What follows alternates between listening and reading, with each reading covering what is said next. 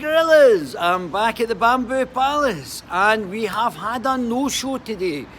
Alex Salmond has not turned up and he has stayed away from the Parliament because the Parliament will not release the summation by Alex Salmond to the Parliament. So he has now actually stopped the actual turning up today and has now abandoned coming to the Parliament because of the fact that his summation will not be put in the public record or given to the public. So what does that mean then? So we found out from Murdo Fraser that it's not the parliamentary inquiry that is not allowing the distribution of Alex Salmond's summation to the actual parliamentary inquiry. It is actually another body that's controlled by the SNP that's stopping Alex Salmond's summation going to the populace, to you and I. So what does this mean? Well, Alex, the whole parliamentary committee has been set up to fail. We haven't got to the bottom of this. Nicola Sturgeon is trying to get let off the hook. It was John Sweeney who basically set up the committee, so I don't see the people that are getting investigated should be setting up the people who are investigating it. It doesn't make any sense. It should have been the rest of the Parliament who actually set up the parliamentary committee, not the SNP, not the government, who were then investigating themselves, which doesn't make any sense. Oh, come on, I mean, really? So Nicola Sturgeon says, oh yeah, I was looking out for these women. It's okay to lie to the Scottish Parliament in defence of these women, one of whom got their knee touched, which is obviously a huge sexual assault problem. Knee touching definitely requires going to prison for. Oh, some guy touched my knee. Oh, well, send him to prison then.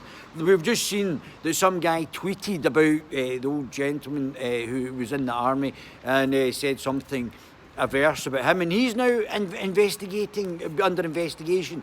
All these thought policing by wee Nippy. This is what Humza Useless's hate crime bill is, a thought policing bill. So, and I mean, really, she's saying that, oh, we want to protect women. Where were you when the children were being raped by fake asylum seekers in Glasgow? I didn't see you exactly stepping up then, did you? You weren't exactly saying, oh, I don't think one of the fake asylum seekers went to jail for multiple sexual assaults on a child by fake asylum seekers.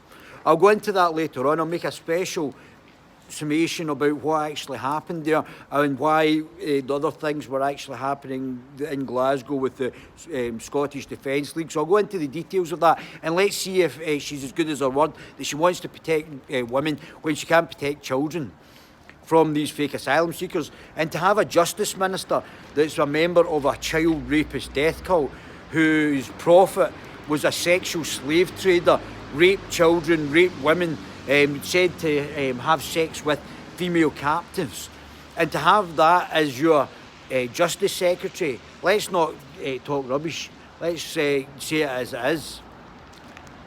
So, I mean, really, that's incredible. So what have we got now? What's going to happen now? We need a public inquiry. We've already spent too long on this and nothing is going to come out of it. And not only that, Nicola Sturgeon has broken the Ministerial Code by the failure to actually provide the documentation, the legal advice documentation to the Parliament. So she's already broken the Ministerial Code, so she should resign on principle on that because she failed to actually give this documentation to the Parliament. Why would she not resign on that issue? She doesn't even have to resign on the lying to Parliament. And it's not acceptable that, I can lie to Parliament because it's based on this principle or that principle. You should not be lying to Parliament, full stop. And we already know, and we already think we know, that this has all been a set-up anyway. So why would we actually permit that somebody who set up false sexual allegations, who's conspired against our mentor and former First Minister, with these false sexual allegations to destroy him, to destroy his reputation and put him in jail, that it's acceptable for her to lie to Parliament because she was protecting these women, allegedly. So, I mean, it's just nonsense. It's absolutely nonsense. That's part and parcel of her sort of defence on this.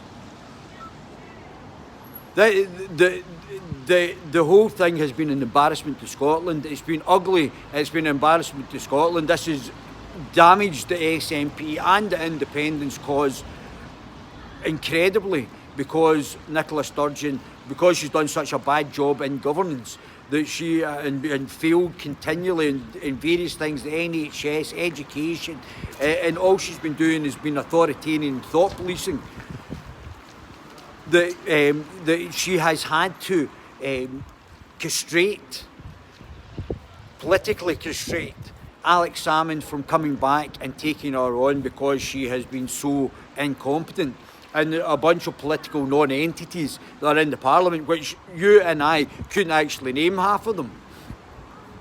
Half of them you wouldn't be able to pick out in a line out.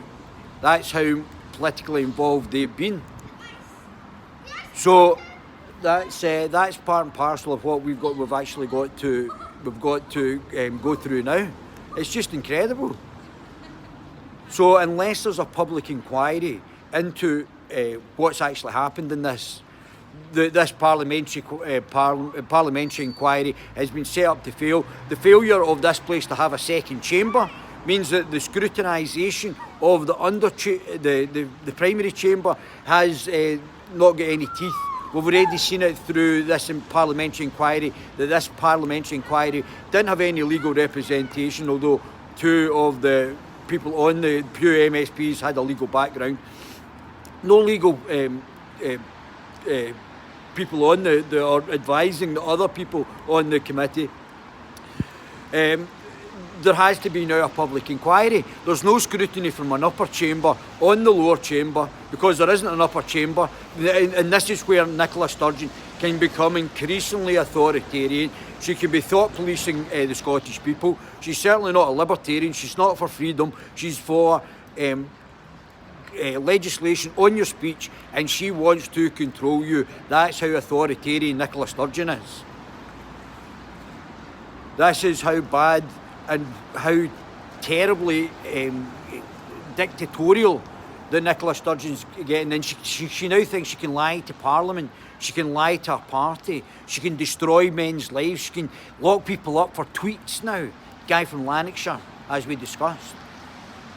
That's how tyrannical that she's became. We've got an Islamo-fascist as a Justice Secretary, a member of a child rapist death cult as their Justice Secretary. So let's not kid on somehow that this is a progressive Scotland. This is a regressive, authoritarian Scotland under Nicola Sturgeon, who has consistently failed in her ability to lead this country, failed in education, failed in healthcare. We've got the highest number of deaths by people in for drug associated deaths in Scotland as well. I mean, the list goes on and on and on. Tweets that we have actually, people are getting arrested for tweets. Come on. This is, it's not acceptable. It's just not acceptable. Who would want to live in an independent Scotland under that tyrant? Alex Salmond being what can only be described as set up, and she's allowing people to get away with lying with no redress to them. People after Alex Salmond has been found guilty, Rape Crisis Scotland is still saying that he's guilty when he's been found not guilty, because obviously Rape Crisis Scotland's funded by Nicola Sturgeon indirectly. So let's have a real think about this.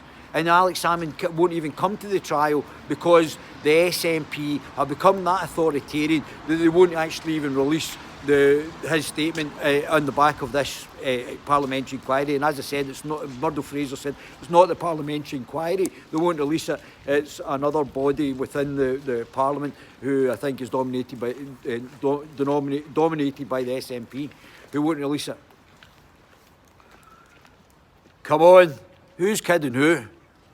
Who do you think we'll button up the back here? This is an absolute disgrace. This is a disgrace for democracy. It's a disgrace for Scotland. And Nicola Sturgeon should resign. Love my baby gorillas, even in the snow.